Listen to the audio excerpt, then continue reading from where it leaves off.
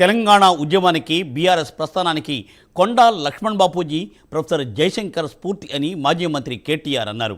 బీఆర్ఎస్కు ఆనాడైనా ఈనాడైనా తెలంగాణనే ఏకైక ఎజెండా అని ఆయన స్పష్టం చేశారు.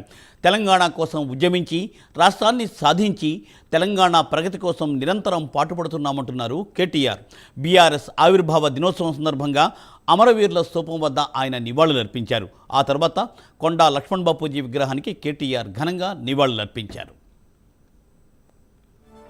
తిరిగి రజతోత్సవ సంబురానికి మేమందరం కలిసి ఇక్కడికి వచ్చి, ఏ పెద్ద మనిషి అయితే ఆనాడు గులాబీ జెండాకు తెలంగాణ రాష్ట్ర సమితి అనే పార్టీకి ఏ అండా దొరకని నాడు, ఎవరు కూడా కనీసం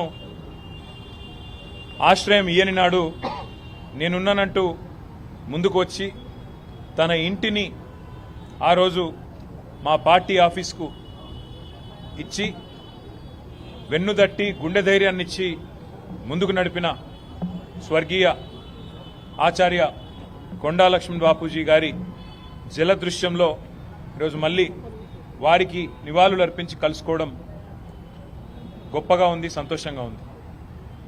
పెద్దలు కొండా లక్ష్మణ్ బాపూజీ గారు కానీ, స్వర్గీయ ఆచార్య కొత్తపల్లి జయశంకర్ గారు కానీ ఈ ఉద్యమానికి, మా పార్టీ ప్రస్థానానికి ఒక రకంగా చెప్పాలంటే స్ఫూర్తి మూల స్తంభాలు వారు.